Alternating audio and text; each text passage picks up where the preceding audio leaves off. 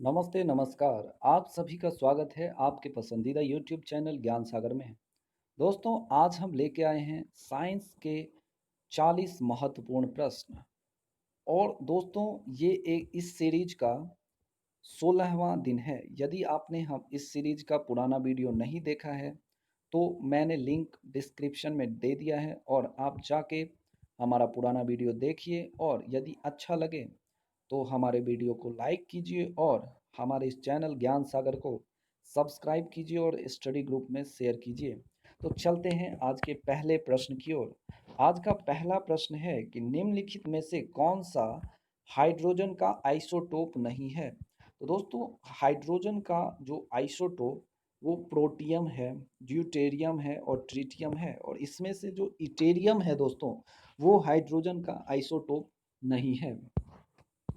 हमारा नेक्स्ट प्रश्न है कि समुद्र के नीचे जलमग्न वस्तुओं का पता लगाने के लिए किसका उपयोग किया जाता है। तो दोस्तों, समुद्र के नीचे जलमग्न वस्तुओं का पता लगाने के लिए सोनार का उपयोग किया जाता है। किसका उपयोग किया जाता है दोस्तों? सोनार का उपयोग किया जाता है। हमारा नेक्स्ट प्रश्न है कि एक व्यक्ति 10 मीटर से आगे स्पष्ट रूप से नहीं देख सकता है, वह किस बीमारी से पीड़ित है। तो दोस्तों, यदि व्यक्ति 10 मीटर से आगे नहीं देख सकता है तो वह निकट दृष्टि दोष से पीड़ित है। अब दोस्तों, समझना दृष्टि दोष के बारे में समझना जरूरी है कि दोस्तों, यदि निकट दृष्टि दोष क्या होता है। तो दोस्तों, यदि कोई आदमी निकट की चीज़ों को तो देखता है लेकिन दूर की चीज़ों को नहीं देख पाता है, तो इसे निकट दृष्टि दोष कहते हैं। और दूर दृष्टि दोष क्या होता है दोस्तों? तो दूर दृष्टि दोष में लोग दूर का वस्तु तो देख पाता है लेकिन पास का वस्तु नहीं देख पाता है, जिसे हम निकट दृष्टि दोष कहते हैं। हमारा नेक्स्ट प्रश्न है कि मानव शरीर में एमिनो एसिड की अधिकता को कौन एमोनिया में बदल देता है। तो दोस्तों, मानव शरीर में जब एमिनो एसिड की अधिकता हो जाती है तो इसे अमोनिया में बदलने का जो कार्य करता है वह करता है लीवर। कौन करता है दोस्तों? लीवर। और लीवर जो है दोस्तों, ये हमारे बॉडी का सबसे बड़ा आंतरिक अंग है। हमारा नेक्स्ट प्रश्न है कि निम्नलिखित में से कौन सी एक सदिश राशि नहीं है। तो दोस्तों, सदिश राशि विस्थापन जो है वो सदिश राशि है, बलाघूर्ण सदिश राशि है, वेग जो सदिश राशि है, लेकिन गति जो है दोस्तों वो एक सदिश राशि नहीं है। हमारा नेक्स्ट प्रश्न है कि भारत में स्थित केंद्रीय औषधि अनुसंधान कहाँ स्थित है। तो दोस्तों, भारत में स्थित केंद्रीय औषधि अनुसंधान जो है वो लखनऊ में स्थित है। कहाँ है दोस्तों? लखनऊ में। हमारा नेक्स्ट प्रश्न है कि हवा में एक हवा का बुलबुला कार्य करता है, सॉरी दोस्तों, पानी में एक हवा का बुलबुला कार्य करता है किसकी तरह। तो दोस्तों, पानी में एक हवा का बुलबुला जो है वो अवतल लेंस की तरह कार्य करता है। किसकी तरह कार्य करता है दोस्तों? अवतल लेंस की तरह कार्य करता है। हमारा नेक्स्ट प्रश्न है कि निम्नलिखित में से किसकी कमी से जीरोप्थेल्मिया रोग होता है। तो दोस्तों, जीरोप्थेल्मिया रोग जो है विटामिन ए की कमी से हो जाता है। हमारा नेक्स्ट प्रश्न है दोस्तों कि केपलर के प्रथम नियम के अनुसार एक गतिमान ग्रह निम्नलिखित में से किस मार्ग का अनुसरण करता है। तो दोस्तों, केपलर के अनुसार जो एक ग्रह है वो दीर्घ वृत्ताकार या एलिप्टिकल मार्ग का प्रयोग करता है और जिसमें वो गतिमान रहता है। हमारा नेक्स्ट प्रश्न है कि कौन सा मंडल रेडियो तरंगों को पृथ्वी पर वापस भेजता है जिससे रेडियो संचार संभव होता है। तो दोस्तों, इसका जो सही उत्तर है वो है आयन मंडल। कौन है दोस्तों? आयन मंडल। आयन मंडल के द्वारा ही हमारे धरती पर रेडियो तरंगों को वापस भेजा जाता है, जिससे कि हम टीवी, रेडियो ये सब चला पाते हैं। हमारा नेक्स्ट प्रश्न है कि जीवन में मानव शरीर को निम्नलिखित में से कौन रक्षा करता है जीवाणु से। तो दोस्तों, जीवाणु से मानव शरीर की जो रक्षा करता है वो करता है फैगोसाइट्स। कौन करता है दोस्तों? फाइगोसाइट्स।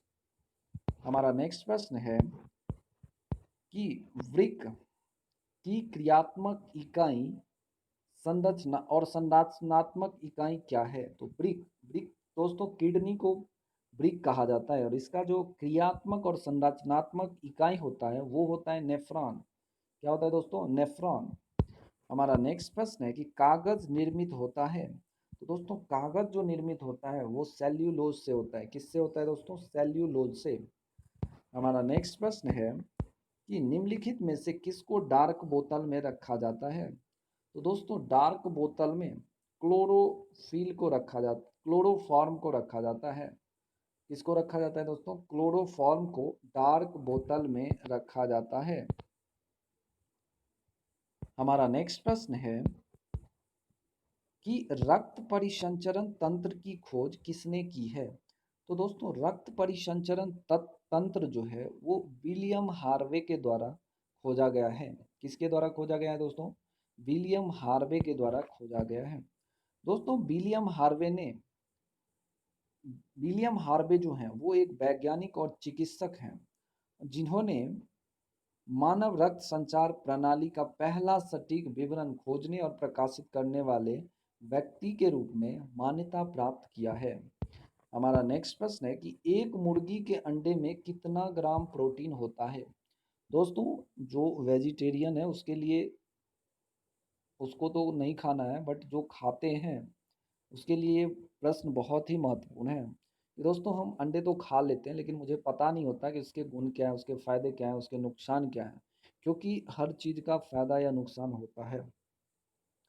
कोई भी चीज़ दुनिया में ऐसा नहीं है जिसका फायदा या नुकसान नहीं है। जैसे आप पैसा ले लीजिए, अगर आपके पास पैसा नहीं है फिर भी आप गरीब कहे जाते हो। यदि आपके पास पैसा है तो आप कहे तो अमीर जाते हो, लेकिन आप फिर किसी और कैटेगरी में चले जाते हो। इसलिए यदि हम अंडे खाते हैं तो हमें पता होना चाहिए कि अंडे में कितने ग्राम प्रोटीन होता है। तो दोस्तों इसका जो सही उत्तर है वो है 6 ग्राम। एक अंडे में 6 ग्राम प्रोटीन होता है। हमारा नेक्स्ट प्रश्न है दोस्तों, आपको बताना है कि एक मुर्गे के अंडे में कितना ग्राम प्रोटीन होता है। हमारा नेक्स्ट प्रश्न है कि जब गैस को गर्म किया जाता है तो उनमें क्या होता है? तो जब गैस को गर्म किया जाता है तो उसमें अत्यधिक विस्तार होता है। क्या होता है दोस्तों? अत्यधिक विस्तार होता है। दोस्तों यदि आपने हमारा चैनल अभी तक सब्सक्राइब नहीं किया है तो ऐसे ही वीडियो पाने के लिए हमारा चैनल सब्सक्राइब करें, और यदि वीडियो पसंद आता है तो इसे लाइक और शेयर जरूर करें। हमारा नेक्स्ट प्रश्न है कि फ्लेमिंग के दाएं हाथ के नियम का उपयोग किसकी दिशा ज्ञात करने में किया जाता है? तो दोस्तों फ्लेमिंग के दाएं हाथ का जो नियम है इसका उपयोग प्रेरित धारा की दिशा को ज्ञात करने के लिए किया जाता है। हमारा नेक्स्ट प्रश्न है कि रासायनिक परिवर्तनों को किसके रूप में जाना जाता है? तो दोस्तों रासायनिक परिवर्तन जो है उसे रासायनिक अभिक्रिया के रूप में जाना जाता है। हमारा नेक्स्ट प्रश्न है कि पृथ्वी का अंतर्भाग बना हुआ है। तो दोस्तों पृथ्वी का कोर जो है वो लोहा और निकिल, जिसे हम शॉर्ट फॉर्म नीफे भी कहते हैं, उससे बना हुआ है।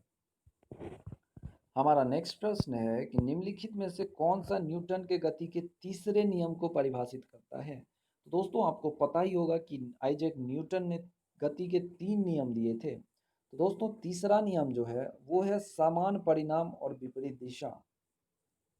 समान परिमाण परिणाम परिमाण एवं विपरीत दिशा, ये न्यूटन के तीसरे गति को परिभाषित करता है। हमारा नेक्स्ट प्रश्न है दोस्तों, अब थोड़ा सा जान लेते हैं न्यूटन के गति के 3 नियम के बारे में। दोस्तों एक समान गति की स्थिति में प्रत्येक वस्तु उस गति की स्थिति में रहेगी जब तक कि कोई बाहरी बल उस पर कार्य नहीं करता है। इसे न्यूटन के पहले गति का नियम कहा जाता है, जिसे जड़त्व का नियम भी कहा जाता है। इसका मतलब ये हुआ दोस्तों कि यदि कोई चीज चल रही है, जैसे आप चल रहे हो और आपको अगर कोई पीछे से धक्का आके ना दे, ठीक है, तो आप गिरोगे नहीं। वैसे यदि कोई स्वतंत्र चीज किसी चाल से चल रही है तो वो तब तक चलती रहेगी जब तक उस पे कोई बाहरी बल या फोर्स नहीं दिया जाए। न्यूटन के दूसरे नियम के अनुसार वो है बल द्रव्यमान प्रति त्वरण इकाई, Ft जो होता है m/at के बराबर होता है। और तीसरा जो परिणाम होता है दोस्त, तीसरा जो गति का नियम है वो है प्रत्येक क्रिया के लिए एक समान और विपरीत प्रतिक्रिया होती है। जिससे हम, जैसे हम बंदूक चलाते हैं, यदि आपने चलाया होगा तो ठीक है, नहीं चलाया तो कोई बात नहीं, चलाएंगे हम लोग एक दिन। वैसे प्रत्येक क्रिया के लिए, जैसे कोई बंदूक चलाता है तो जितनी स्पीड से गोली उससे निकलती है उतनी ही स्पीड से वो पीछे की तरफ भी आता है। इसलिए बंदूक हमेशा कंधे पे रख के चलाया जाता है। हमारा नेक्स्ट प्रश्न है कि नाभिक से उत्सर्जित निम्नलिखित अदृश्य विकिरणों में से अधिकतम वेधन क्षमता किसकी है। दोस्तों, नाभिक से निकलने वाली जो विकिरणें हैं उसमें से सबसे ज़्यादा जो वेधन क्षमता होती है वो होती है गामा किरणों की। किसकी होती है दोस्तों? गामा किरणों की। हमारा नेक्स्ट प्रश्न है दोस्तों कि एक सौर पैनल की सतह को काली रखा जाता है ताकि यह अधिक से अधिक ऊष्मा को अवशोषित करे। दोस्तों, आपको पता ही होगा कि काली चीज़ें जो होती है वो ऊष्मा का सुचालक होती है और सबसे ज़्यादा वो ऊष्मा को अवशोषित करते हैं।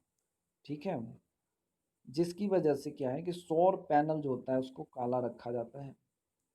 हमारा नेक्स्ट प्रश्न है कि रेडियो कार्बन डेटिंग के द्वारा निम्नलिखित में से किसका अनुमान लगाया जाता है। तो दोस्तों, रेडियो कार्बन डेटिंग के द्वारा जीवाश्मों की जो आयु होती है, जैसे हम लोग पता लगाए हैं हड़प्पा का, या फिर आजकल जो कोई वस्तु मिल रहा है हमें, उसको जो हम चेक करते हैं कि हाँ ये कब का है, कितने साल का है, चाहे वो 5 दिन ही पुराना क्यों ना हो, 5 साल क्यों ना हो पुराना, 500 साल क्यों ना पुराना हो, या फिर 5000 साल क्यों ना पुराना हो, उसे हम कार्बन डेटिंग के द्वारा ही पता करते हैं।